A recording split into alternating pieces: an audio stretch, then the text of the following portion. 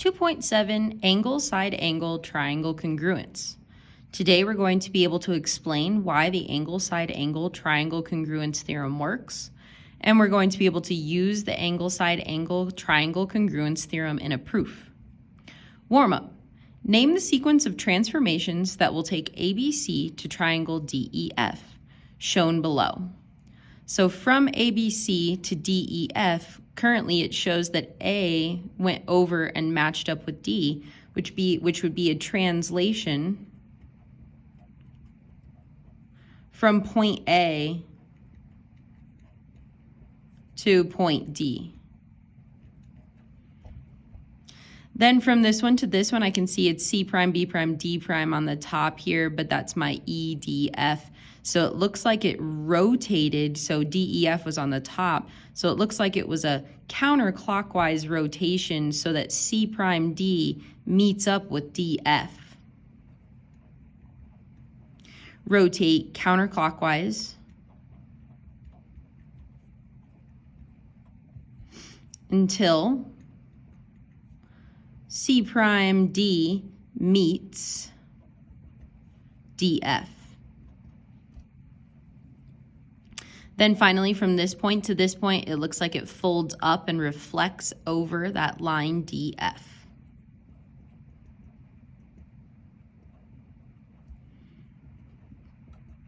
What this warm-up is trying to show is that when you have an angle side angle and an angle side angle, you can prove that these two are congruent to each other by performing this transformation, or this sequence of transformations. You can use a translate, rotate, and reflect to show that there is a rigid transformation between ABC and DEF, which means that each of them are congruent.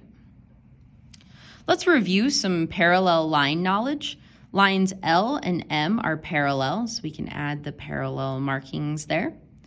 And they told us that A is 42 degrees, and we're supposed to find all the other letters B, C, D, E, F, G, H. Name each angle relationship represented in the diagram. So our first one here, we've got our A. The easiest one to calculate would be its vertical angle pair, which would be directly across from it on the intersection, which would also be 42 degrees. So C is 42. Then if we want to complete this intersection here, the angle relationship between A and B is that they're a linear pair, which means that they add to 180. So 180 minus 42 is 138. Which means B is 138, and its vertical angle pair is D, also 138. Now, between this intersection and this intersection, there are parallel lines. So there's two relationships you can use to get from the top intersection to the bottom. The first one that you can use is that angle A and angle E are corresponding, which means that they're congruent. So angle E is also 42 degrees. Its vertical angle G is 42 degrees, and its linear pair F is 138, and its vertical angle pair is 138. And then we could have used alternate interior angles to calculate this 138. So this angle 138 is alternate interior. So the ones that are represented, we had linear pairs, which add to 180. They're on a line together. We had vertical angles. They're congruent. Those are the ones that are across from each other on an intersection. We had corresponding angles.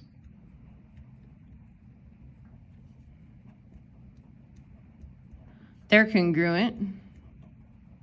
They're between two different intersections. So again, for example, angles A and E are corresponding.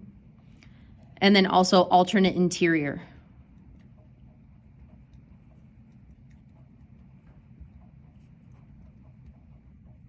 And they're also congruent. So for example, 42 and 42 are alternate interior, and 38 and 38 here are alternate interior.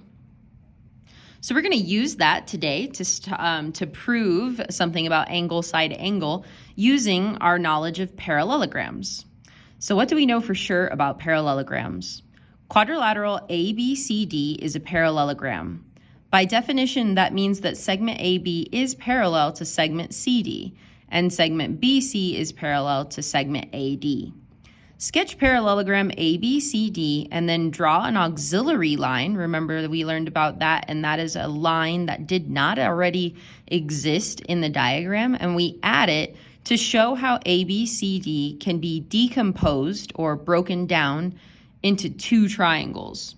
Remember that a general parallelogram looks like a sideways rectangle. So let's just sketch ourselves our best sketch. We're not going to do it perfectly, but we're going to sketch ourselves a sideways rectangle.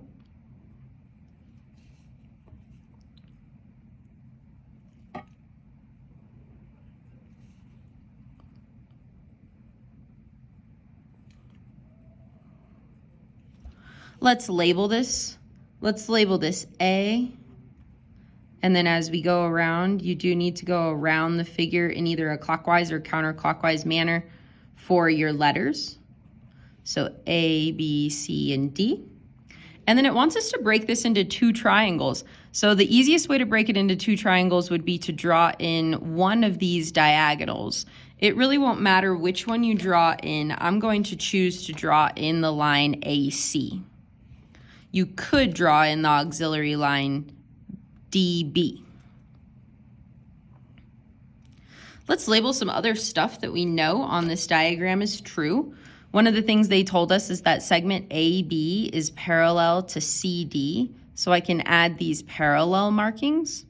And then we also know BC is parallel to AD. So right now we know that those things are true, which relates back to what we know about angle measures up above. So this is where we're headed. We're trying to show that these two triangles are congruent, and the way we're going to end up showing it is by angle side angle. So let's just identify that on the triangle right now. So right now, if this auxiliary line is a transversal or a line that's cutting across parallels, it creates alternate interior angles right here at BAC, and it also makes its opposite congruent alternate interior angle at DCA.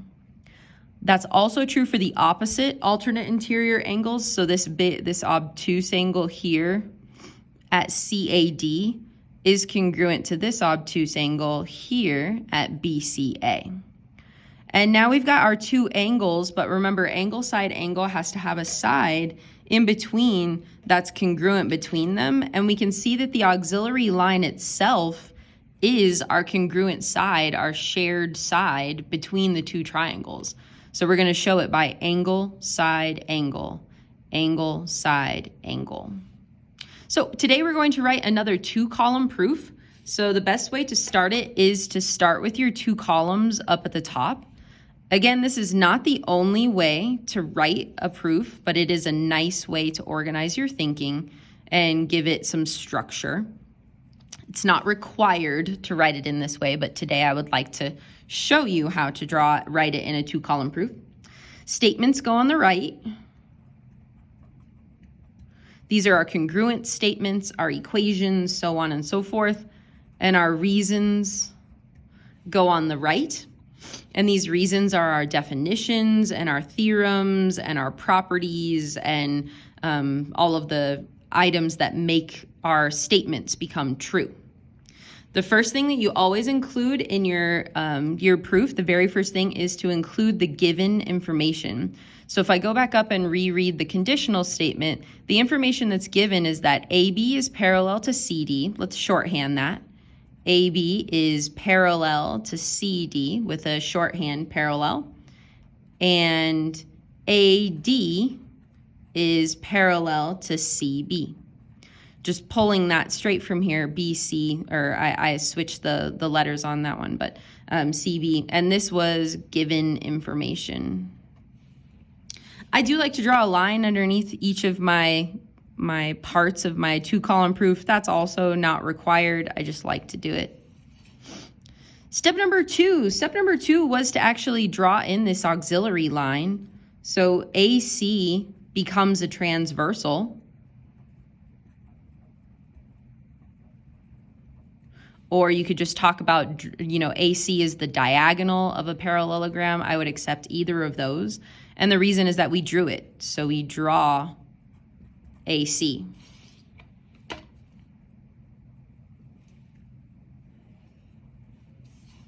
Then after we drew AC, because these are parallel and because it's a transversal, we could start saying that our angles are congruent. So our next statement is going to be about our congruent angles.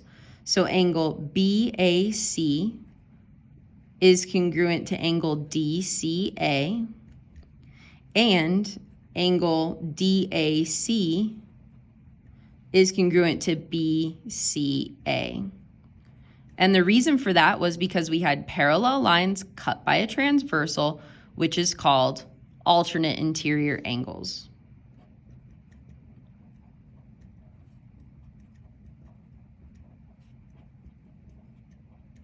Theorem.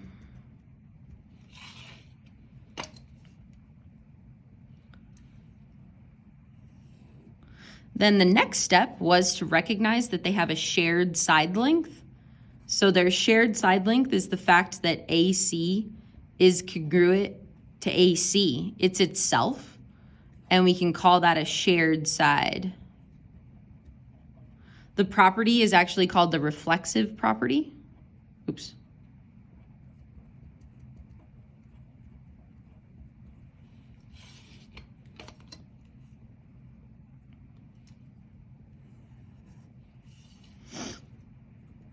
Step number 5, now that I've got two angles and a side, two angles with an included side.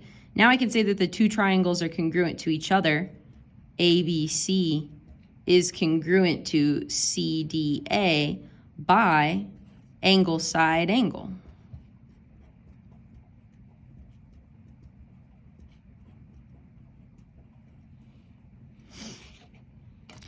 And then if you forgot what we were trying to prove, let's go back up and look at the conditional statement. The conditional statement actually really wanted us to talk about, or this statement here, prove that the two triangles are congruent.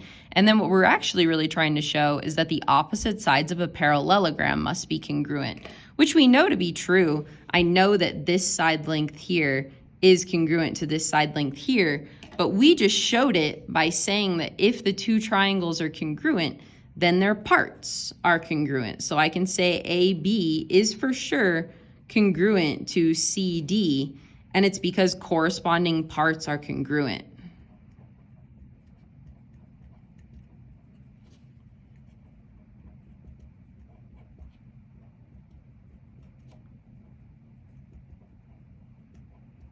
Corresponding parts of congruent triangles.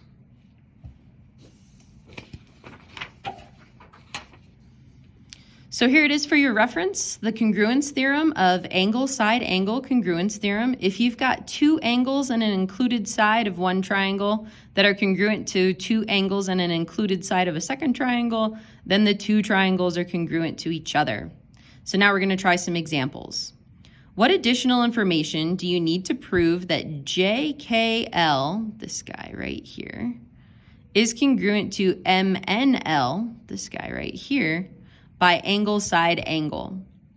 Now, what's confusing about this diagram is that these congruent markings are only talking about the length of LK and the length of LN, which can be slightly confusing if it's not LM and it's not LJ, it's just this little one. And focus your eyes, on this upright, it almost looks like a right triangle of LNM. So right here, I can see that they have a shared angle of angle L right there. They share that angle. And then I can see that they have a side length. So the angle that would have to be shared for it to be angle side angle is going to have to be this angle right here, because it has to go angle side angle and angle side angle for them to be in between. So I know it's not the side lengths, and it's not M and it's not J. It's got to be these two angles, LKJ, and then LNM, so it's got to be D. State if the two triangles are congruent. If they are, state how you know. So number 1, are these two triangles congruent? So we've got two side lengths congruent to each other, and then I've got a 90 degree here, but it doesn't really matter because even if I didn't know that was 90 degrees, I still know that those are congruent, those are vertical angles to each other. So I've got a side angle side and a side angle side. So yes, these are congruent by side angle side. These two triangles, I've got two angles congruent on each triangle and one shared side length between them. So these are congruent by angle, side, angle. Next, these ones only have angle markings on them, an angle, angle, angle, and an angle, angle, angle, which we know is not a valid congruence pattern. These two could be dilated from each other. So these ones are not congruent. There is not enough information. We would need at least one side length. These two, we've got two side lengths between them, but we also have one shared side between them. So I've got a side and a side and a side. So these two triangles are congruent by side, side, side. Our last two here, we're going to try to prove. Again, we're going to make two proofs. You can write them in paragraph form or two-column proof. I think I will write them in two-column proof today, but it's okay if you choose to write them more in a paragraph format. But we're going to write our statements and reasons. I'm going to make myself a little spot to put my statements and reasons.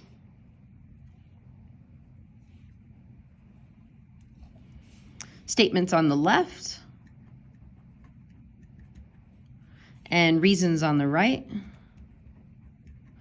And let's make a plan. It says given that AD is parallel to EC, I can see it on the diagram, and also BD is congruent to BC, we're supposed to prove that these two triangles are congruent to each other. So right now we've got one piece of knowledge about their side lengths. Another piece of knowledge that I can add to the diagram is I know that these two vertical angles are congruent. And then the last piece of information I know is that I know that parallel lines create alternate interior angles that are congruent to each other. So I know that this angle up here at vertex C is congruent to this angle at vertex D by alternate interior angles. And now we have enough information. We've got an angle, side, and angle to show that these two triangles are congruent. So now that I've made a plan, I know I'm headed towards angle, side, angle. I can come over and I can put it together in a formal proof. So step number one is that AD is parallel to EC, and we knew that BD is congruent to BC. And this gets us pretty far. We have one side length here, and I'm going to need statements about the two angles. This was given to me.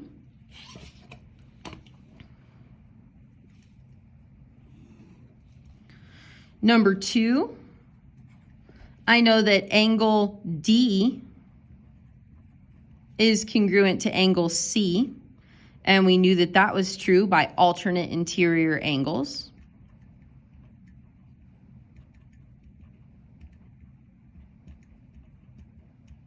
I could have written down my vertical angle knowledge first. It wouldn't have really mattered what order I put those in.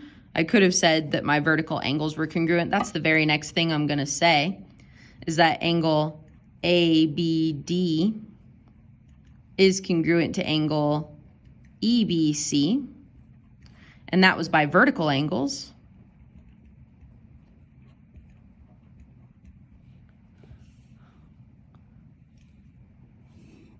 And then we know, finally, I've got my side and my two angles, angle, side, angle. So I can say that triangle ABD is congruent to triangle EBC by angle, side, angle.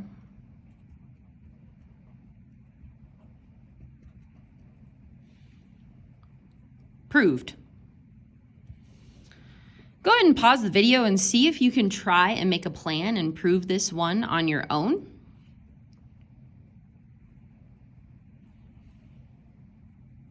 I am also going to write this one in a two-column proof format.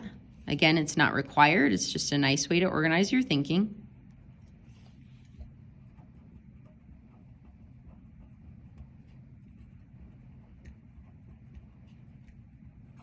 always grab grab your given first. I'm going to write ray with a shorthand, so HK as a ray bisects angle JHL,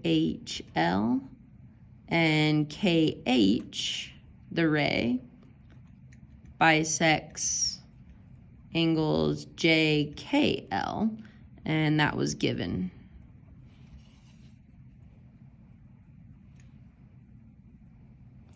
Now, if that's the case, if these are bisectors, that means that it creates congruent angles on each side. So I know that those angles are congruent. And then also I can see that they share a side length. So again, I'm headed towards angle, side, angle to prove that those two triangles are congruent. So second statement is to talk about the congruent angles. So angles JHK is congruent to angle LHK, and angle HKJ is congruent to angle HKL, and that was just by the bisector. So it's definition of angle bisector. If you have an angle bisector, then it creates two congruent angles. So now I've got my two angles. Now I just need to make my statement about my shared side length. So our third statement here would be that HK is congruent to HK, and it's because it's a shared side, reflexive property. And if now I've got my two angles of my included side length, now I can say that the two triangles are congruent. JHL is congruent to triangle LHK by angle side angle congruence theorem. Thank you.